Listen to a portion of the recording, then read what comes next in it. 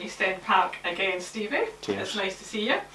And you've been here 3 times in total as a player.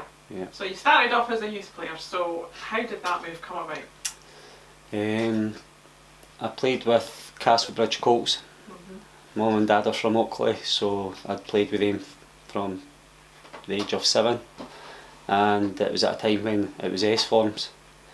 I think I was playing under 13s at the time, and Mr Patterson was a Dunfermline scout at the time. He used to go about in a big sort of beige trench coat, and in my early days at Oakley we were one of the best. We were always playing the Consolation Cup or whatever, but as we progressed and the boys stuck together, we signed a couple of players. I think Jason signed from us from Cowdenbeath. Jason Derrick went on to play with Dunfermline as well, and we signed a few others. Neil Edwards was playing with us at the time, Alex boy, and there were a few of us at Dunfermline were keeping an eye on. But it was after an under 13 game and I signed S form with under Big Jim, so he was my first introduction into Dunfermline Football Club. Played a number of years through the youth with Dunfermline. At that time I think there was maybe at every age group you had 4 or 5 players. That was the way it was at the time, and right through until I was 16, 17 in my 5th year at high school, Ian Munro was the manager, and I'd been in over the Christmas holidays with Jimmy Thompson, who was the youth coach at the time. Loved it, and like anything, a decision was getting made on my future even at that young age. So a couple of weeks before my 17th birthday, unfortunately I was told the news that physically they didn't see that I was going to be able to cope with the demands of senior football, and it was something that hurt at the time, but it was something that I took on the chin, and then decided that 5th year wasn't for me at the high school. So my mum was pulling her hair out, and continued to play with Castlebridge. I was still playing in the under 18 league there, and went to get an apprenticeship with James Scott, which I lasted 3 months. I was terrible. I'm not great with my feet, but I was even worse with my hands. So my dad he's a Sparky, so he'd sort of encouraged me to go down that route. My mum was better peace of mind to try and get an apprenticeship. And it wasn't until later in that season, Jimmy Nicholl come along and watched us in a game at Glenrothes, and he actually had signed Big George Johnson, Jason there. George was a Rosyth boy, and after that game he asked if I'd be interested in going YTS with Raith Rovers, so hence that was the way I broke into senior football. When you were released here from Dunfermline, you said it was a big deal. Do you see that now in players that you've come across in coaching? When you have to release players at that age group, they can go either way. They can kick on and say, right, I'm going to show them, or they can go the opposite way and then be lost to the game. Definitely. And as the years went by, I was fortunate enough to get my YTS at Raith Rovers, break into the first team, get a full-time contract. I always remember Jimmy Nicholl preaching to the younger boys that once you get a move from your first club, you tend to go on and have a career at whatever level. It depends on your luck, depends on how good you are or whatever, but if you make that breakthrough, get into the first team and then go on and make a move to another club, you tend to have a decent career in the game. But it was something that always lay with me. I can remember it like yesterday, the 6 years on the YTS at Raith Rovers, when Jimmy was taking us in 1v1. 3 years got a contract and 3 years never.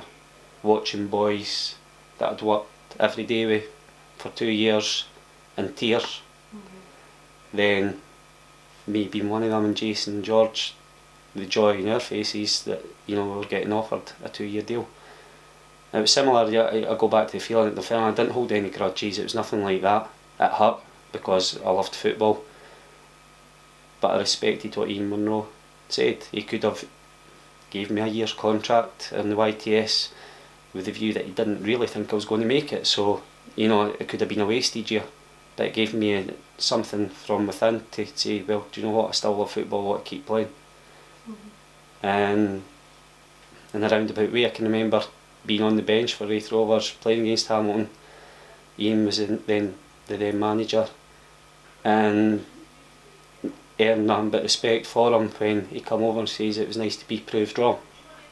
You know, so that stuck with me. It's a decision that's made at the time, and that's what managers are paid to do, whether it's a youth manager, whether it's a full-time manager, and you've got to respect their decisions because it's not an easy job.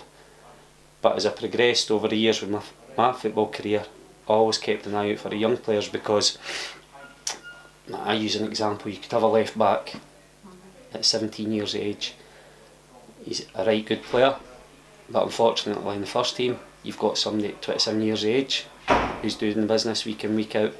You've then got one waiting in the wings at 21-year-old, and both of them have got decent contracts. You know, they maybe got 2 years left in their contracts. There's no way, there's no pathway for that kid at 17. So unfortunately he finds himself out of the game.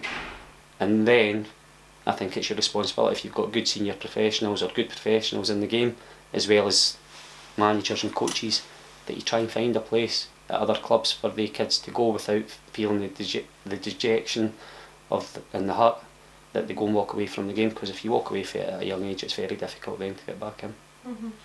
Yeah.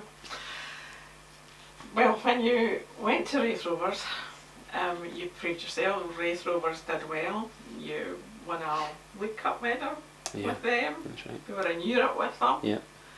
And then you went to Millwall. Millwall, yeah. Actually followed Jimmy down to Millwall, and that's the respect I had for Jimmy. Jimmy's been he was a massive influence in my career. I know he had a spell here. Anybody that's come across Jimmy, and I know he was assistant manager here, and he was caretaker manager. But you speak to Jimmy and right away he's just football. His football enthusiasm, his knowledge of the game, his demands that he does, and he actually turned me for a boy into a man. Whether that's a good thing or not, I don't know. But even yet, I find myself, now that I'm fortunate enough to have come into the coaching side, that there's wee bits and pieces that I can just, I feel like I'm telling them stuff that Jimmy told me all the years ago. And I was fortunate to work with a lot of good managers and coaches, play with a lot of good players. But not because he gave me my first team debut, that's special in its own way. But I always felt that Jimmy was harsh with his criticism at times, but fair with it. But it was always something that made you a better person. And then his enthusiasm for the game and going out to train and watching other games, you know, it was a lesson for all of us and anybody that's ever been around about Jimmy and his company. And I know I'm going off track a wee bit here, but playing against him in the Championship, he's manager of Cowdenbeath, and people go on about it was a day that we won 10-0, and I'm not here to brag about winning 10-0 that day. And it started chucking it down with rain, and there was Jimmy, not sitting in the dugout, standing with his chest out, encouraging his players, demanding the best of his players, when it would have been easy, and a lot of men would have went into the dugout and had. And I remember having a conversation with Robbie at the time, saying, do you know what, that could be us. We could be on the other side of that, because football's cruel. And there will be one day, there'll be days, there has been days, you know, when you're on the sideline, it's not going for you. But I can remember looking across and I'm thinking, if you can do that still after all the years of being in the game, it was another lesson that he learnt me, and I was getting nearer 40. But no, massive respect for Jimmy, in the way that he treated younger players. He trusted them, it come through. He allowed you to make mistakes, but when you made the mistakes, he also taught you how to rectify them, and it's a great art that he has. After Millwall, you came back up to Scotland with Hibs, and then you were there for a season a bit, and then you came here on loan. Yep. So this was your second time here at Dunfermline, and would it be Dick that organised your loan spell, but then Dick left just about a week after you came? It doesn't go down great on the CV that I played under Dick for one game and got him the sack. And he was giving me a slap if he sees me laughing on this. But I'd signed with Hibs.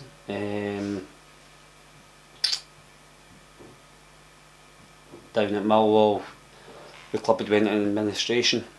I think for a few years previous, when they were in the Championship, they'd been spending money that they didn't have. Jimmy obviously tried to take a few years down, balance the books. Unfortunately, Jimmy lost his job in December that time because we'd slipped from automatic promotion into the playoff positions.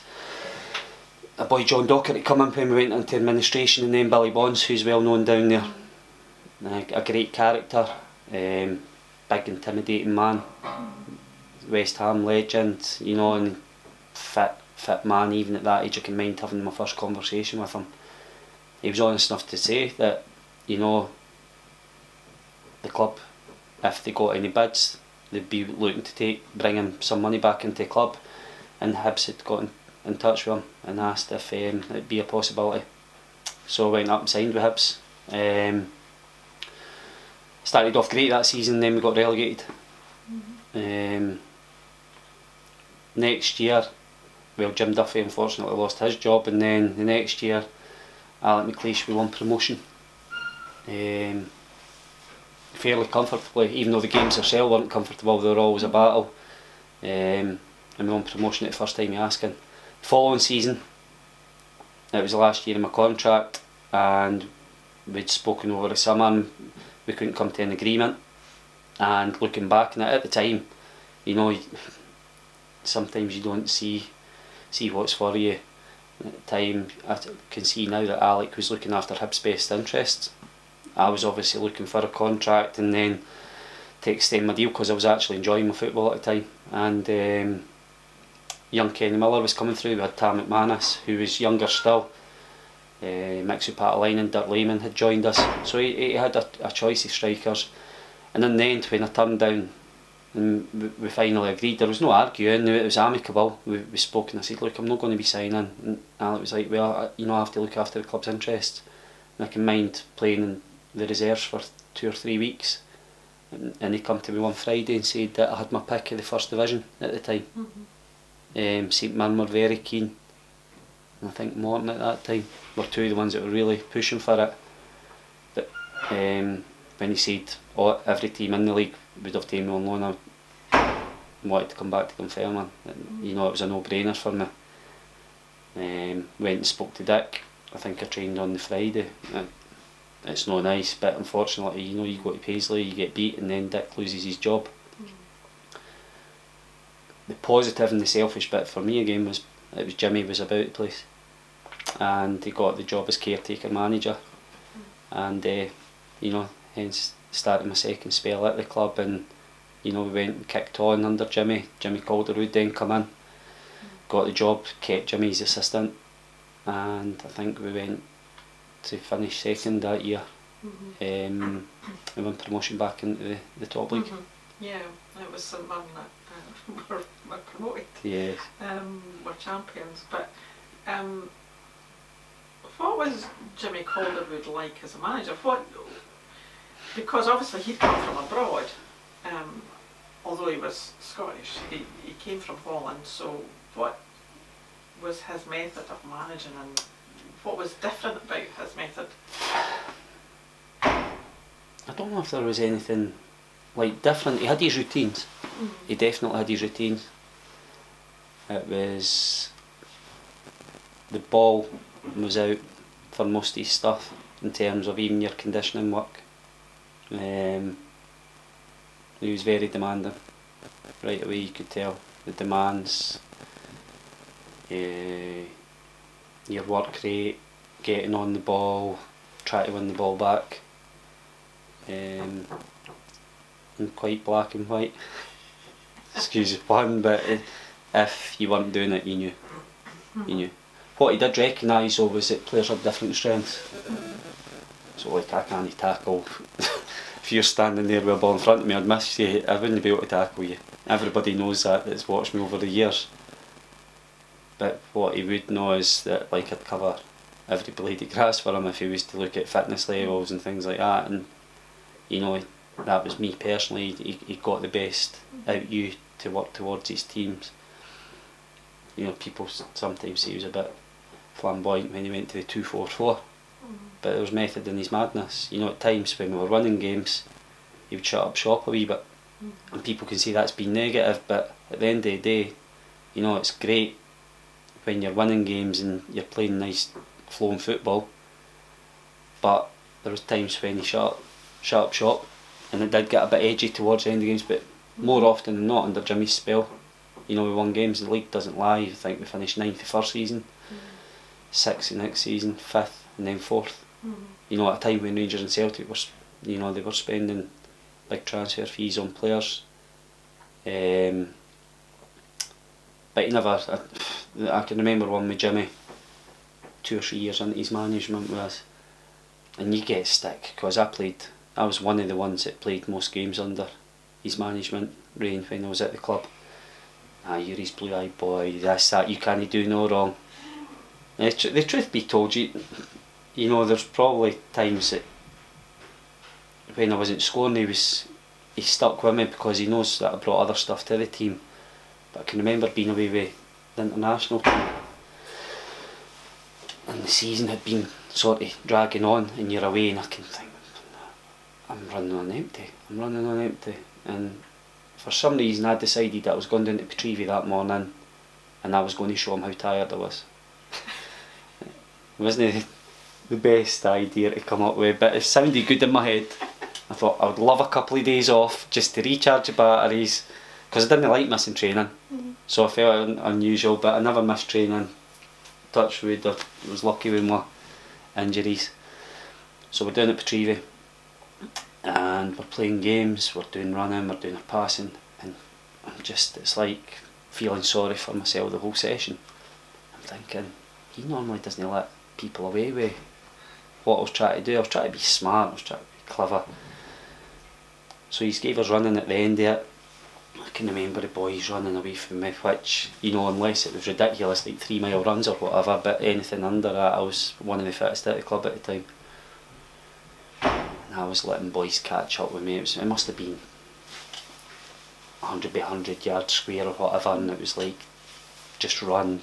I can't even mind how long it was. And we've done it once, we get a recovery, we go again. There's me at the back, this time letting people catch up, so they're lapping me and things like that. Blows his whistle after running, and we come. You know what I'm going to say to you, is it? And I'm thinking, oh no, here we go.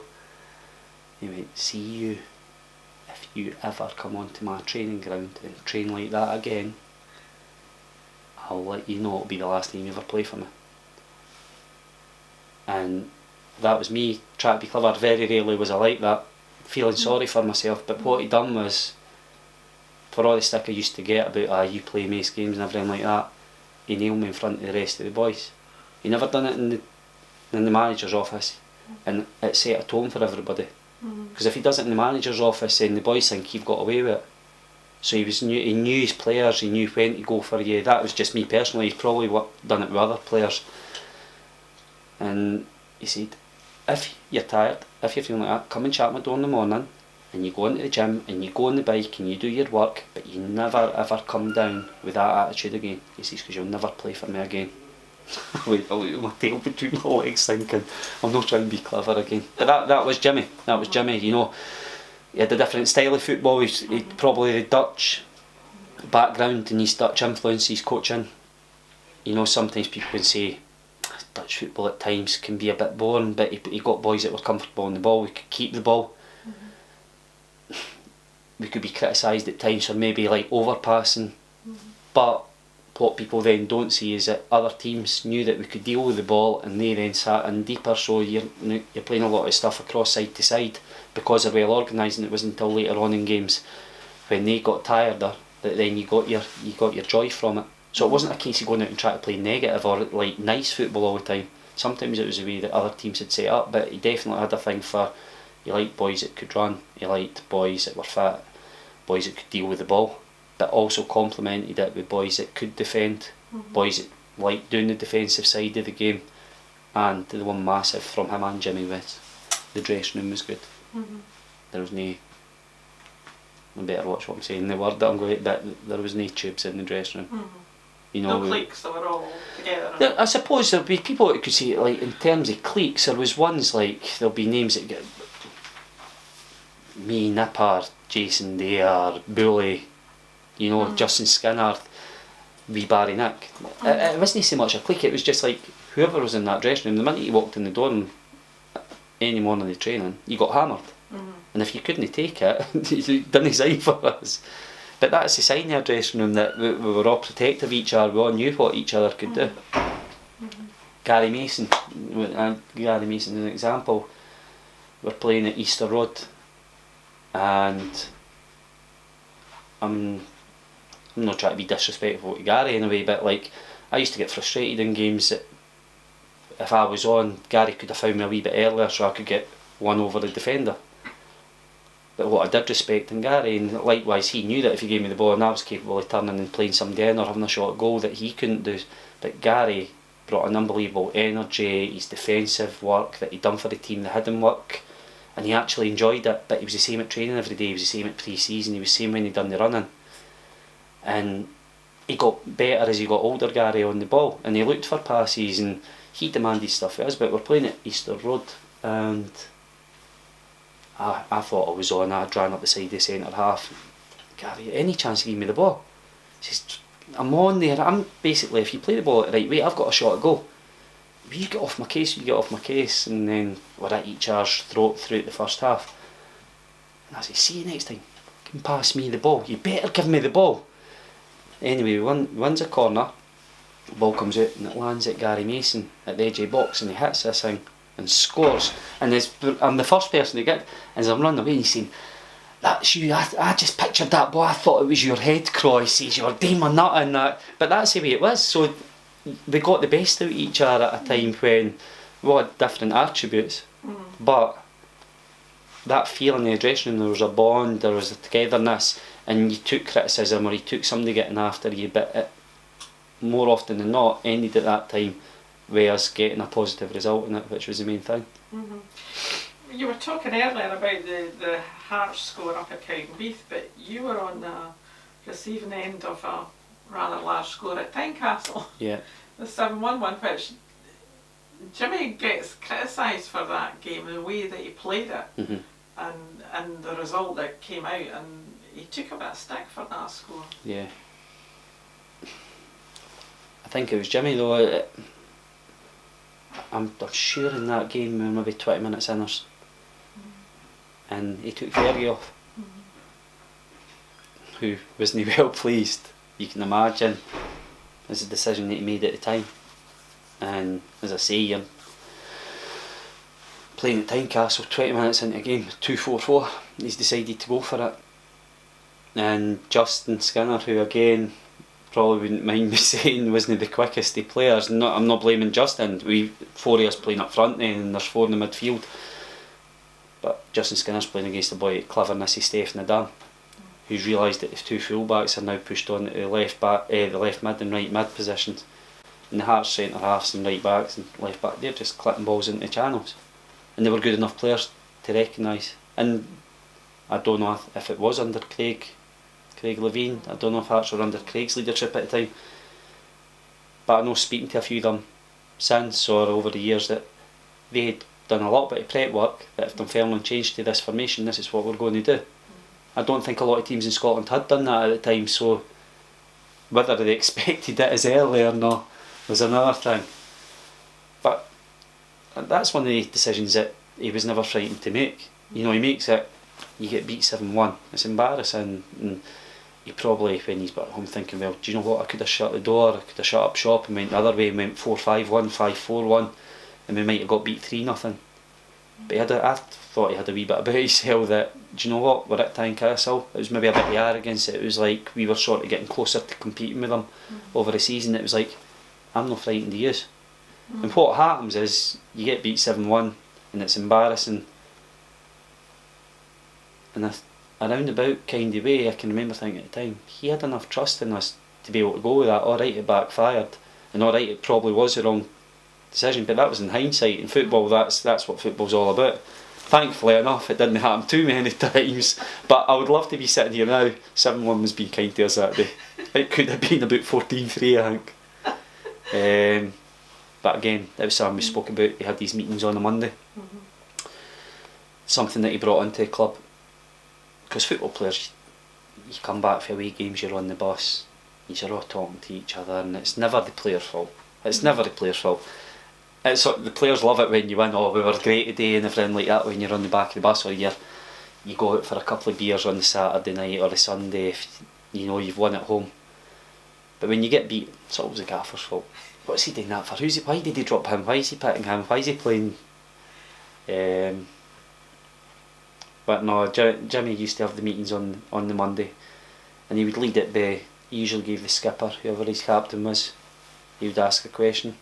He caught a few out, because what he would do, out the blue every now and again, home games, most players, even if you weren't in the squad, you're expected to attend, because at the end of the day you're competing for a place, whether you're a young boy trying to learn how the first team are playing, or somebody that's maybe a first team squad player that's been left out for whatever reason.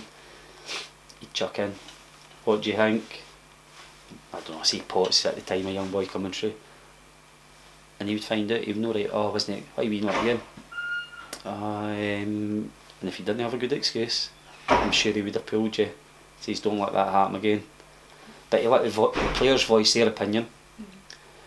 He would then digest it, and either him or Jimmy Nick would then come in with their view in the game.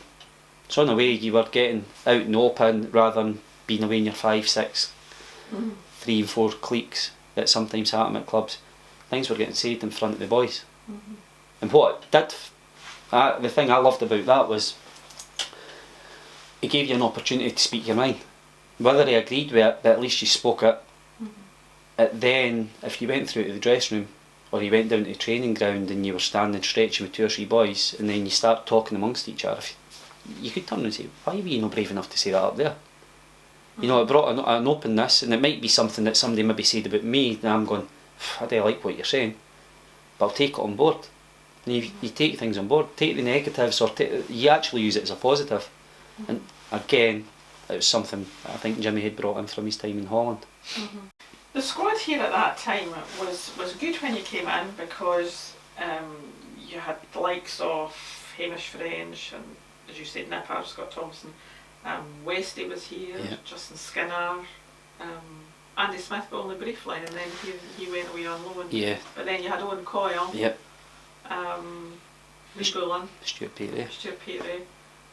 Potts was here then as well. Yeah, he's a young kid. So it was a good squad that you came into, but then the next season Jimmy then had his contacts and he brought in different players. Obviously players left, Andy Smith left, and when he brought in the likes of Ian Ferguson and Yusuf Rossi, Barry Nicholson, what did you feel then when the likes of those players were coming in, as well as yourself? Again, when I look back on it, and that team that you're rattling off with SP, Owen Coyle, Andy Smith, Hamish French, you know, Ian Westwater, that's a team that, now I've only mentioned a few names, I hope I've not missed many out there, but if you ask a Dunfermline supporter, they're names that bring smiles to faces, and it's a credit to them that they then went and worked under Jimmy, because managers have different ideas. When football moves on, it's a cruel game at times when you think that you've still got something to offer. But under Bert and Dick's reign, they names, you know, I still hear about them, and fans have got lots of happy memories. And it's not a case of Jimmy coming to dismantle that team, but it was, I spoke about different training methods and things like that. Some of the boys managed to play under Jimmy for a few years, someone moved on basically that summer or whatnot, and he brings in like say Barry Nicholson's, Ian Ferguson's, and what happens is it's a different team. You know, and you'll have your supporters that will feel like, oh, some of the boys that then moved on, that part of their lives moved on in different era of playing. When he signed with Barry Nick, you could tell right away that when the wee man come in, he was well thought of at Ibrox, but he wasn't getting a chance at the time. Rangers had teams, a squad of internationals. The wee man come in, you know, with him Monday, the way he can deal with the ball, his enthusiasm, the type of character that Calderwood's done his homework, not just done his football ability, but he was keen to kickstart his career. Then Andre Skeller, his contacts with him, you know, Andre was, I hated playing against him at training. He was always there, he was always in your face, he was fit, he was strong. If he could pass a ball, Andre would probably have played at an even higher level. And I know he played international. Sometimes if he went to pass the ball, you weren't sure where it was going to land, but that's not taking that away from him. He was quick, he was strong, and right away he wins the respect of that. You're thinking, there's a name that you've not even heard of. And then Fergie pulls Fergie for Rangers, brings him in, and right away you're thinking he just had a presence. He had a presence for as much as other players, and I'm talking about your own Coyles and Stuart Peters when I first come over on loan, Andy Smith, Ian Westwater. They were all big characters, great guys. Hamish French led the example every day. Every day Hamish French was, people go on about him being a quiet guy, but Hamish was, and I know players for what they've done at clubs, and I hear every now and again people saying, I know he's respected by Dunfermline fans, but Hamish had a nasty side to him.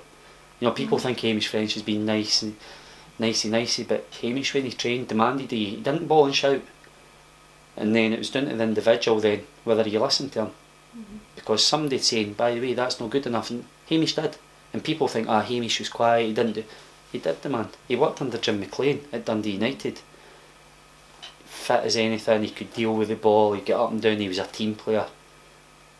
Probably that's why he was a mainstay in Bert's time. Utmost respect to Hamish, and then Ian Ferguson comes in, who's done similar at Rangers at higher level. You know, won championships, galore medals, and then re-sign him, and then right away it's like, oof. Alright, it's towards the end of his career. He's maybe not as fit, but he still trains properly, but he demanded. So it now went from Jimmy Nicholl demanding and Jimmy Calderwood to then a player in the dressing room having different demands.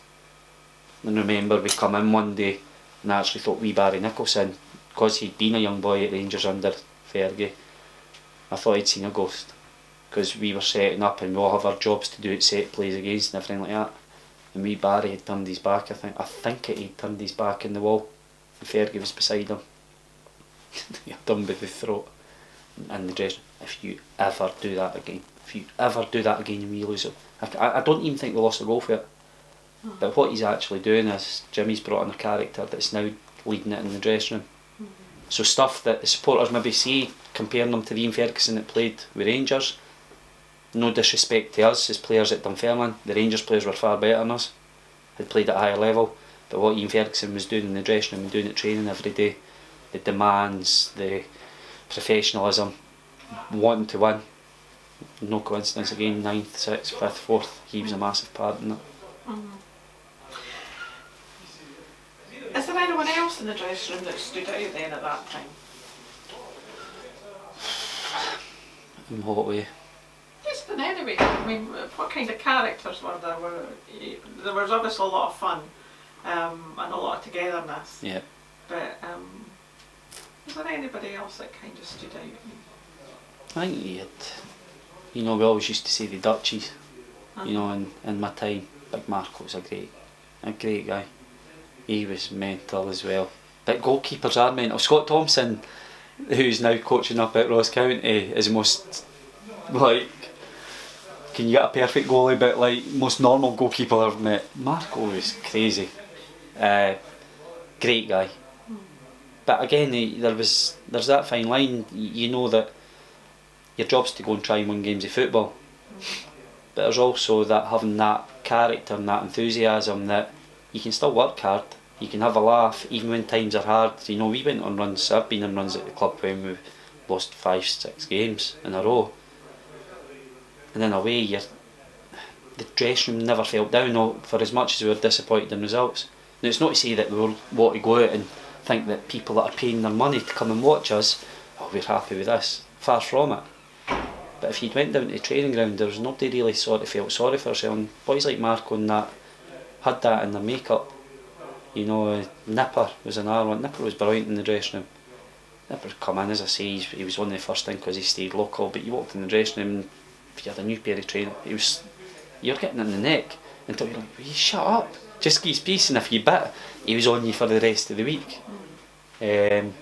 Scott Wilson had a dry sense of humour, the quiet assassin. But it all sort of boiled back to, like, for as much as I'm saying characters and they were stick dished out, people taking it in a way that you weren't offended. If you took offence to it, there would have been fisticuffs every day as well. But you had a respect, and you know why you had the respect was because the characters that Calderwood in the main was bringing in were boys that could do the job that he was asking them to do. So you always had that respect that they could do the football side of it. You know, he brings in Yusuf Rossi was probably a big one in their time that didn't work for Jimmy. Yusuf, some of the challenges even at training were horrendous. But again, he was trying to bring in that type of character that at times we got labelled as too nice. Too nice, and he knew the type that he needed to try to, because that's it. And like anything, you're restricted with a budget to what players are available. So Rossi, in terms of his aggression, in terms of wanting to win things, his arrogance, thinking it chest out, brought that. But in terms of, there was that fragile side that we seen at Dundee United. You know, not only when he gets sent off, that he's gesturing to the fans and things like that, and he had a switch that you couldn't control. And eventually what happens is, it must have been hard for Jimmy to manage that situation, because the boys loved Yusuf's aggression and that. Like, he's wearing the Dunfermline jersey, he's one for us, he's going to smash some of the centre forwards for the other teams. But then he continued, it was like, here he goes again, he's going to let us down, he's going to let us down. Now, when he done that, there's a different feeling then in the dressing room, because as much as other boys were maybe letting you down some weeks or whatever, there was a feeling that they're going to turn it round, their form's going to come back, they'll do that, they'll do this, whatever it is, they'll find it. But you always had that in the back of your head that Yusuf's going to let the boys down, we're going to be playing with 10 men when we're going to lose a result through it. And then Yusuf moves on, and as I say, Jimmy C will know more how he had to deal with him as a man manager, but again, he went for something that was trying to bring a bit more aggression to the team that unfortunately didn't work out.